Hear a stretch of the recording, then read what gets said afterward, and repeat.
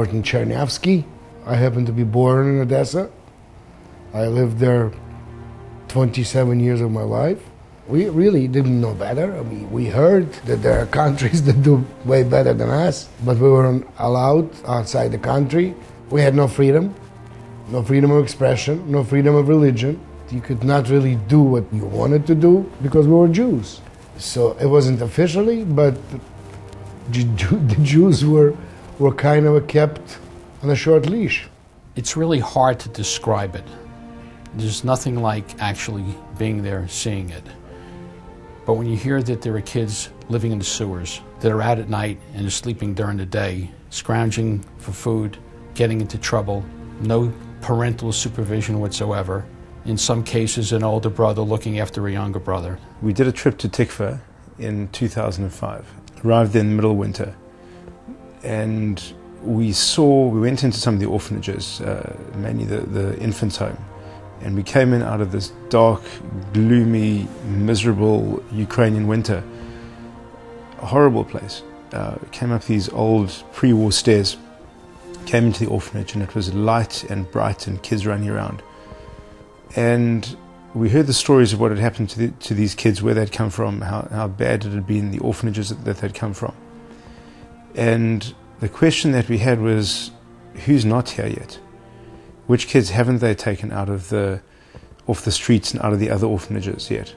We got involved because we felt we had no choice. The kids literally dying on the streets, and we couldn't walk away from it.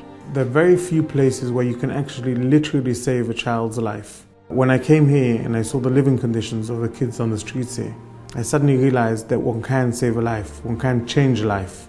The crucial work of Tikva is the children. It's saving children's lives. It's recovering children from dysfunctional circumstances.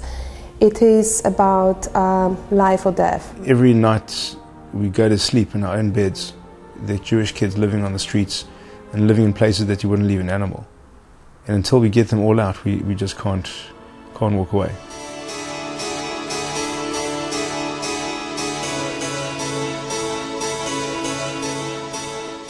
When I went over to Odessa, I couldn't believe what I saw. I mean, I didn't just see an orphanage that was taking care of the immediate needs of children who were in terrible, straits. We saw the emergence of a community that was destroyed during the Holocaust, during the pogroms. And the beauty of this is that it's not a charity as much as it is an opportunity to do something that will last in perpetuity. It reminded me of a boarding school atmosphere. So the kids were definitely well taken care of and comfortable. But the thing that pulled on your heartstrings, especially when you go into the 0 to 4s, was the fact that they're jumping up at you and calling you daddy. Giving is receiving.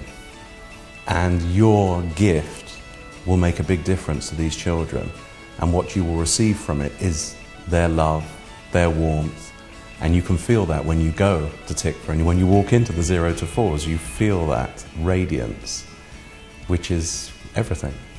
I would say when you sit down at the table with your family and you have so much to be grateful for, that to get your family, your kids, everyone involved in trying to virtually adopt a child, because obviously you can't adopt them, you can't take them and come and live with you, but to virtually adopt a child, for the whole family to be involved, for your kids to be involved, to know what it is to give in this life and to be thankful for what you have, I don't think you can teach your kids a bigger lesson in life.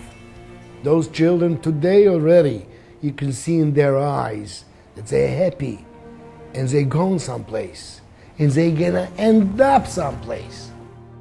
Я хочу сказать спасибо Тикве за то, что она все делает для меня, дает мне образование, и я чувствую себя здесь хорошо. Также спасибо людям, которые помогают Тикве. Спасибо им большое. Tikva has not finished its job because we know there are another 2,500 kids still at this moment living rough on the streets of Ukraine. It means they're living in cold, it means they're living in squalor, it means they're living in terrible conditions, and we can still save them. Every child needs somebody they can say, this is a problem, my shoes are hurting me, my foot is hurting me, I have a stomach, a headache. Today I had an excellent day, today I got the best marks in my class. Because if no one's going to look after them, if no one's going to look, wow, you got excellent marks, then where's the incentive? I mean, most kids, they're doing things that adults should approve of them. If these kids wouldn't have that, they would also just fall by the wayside. So every child needs that love, every child needs that care.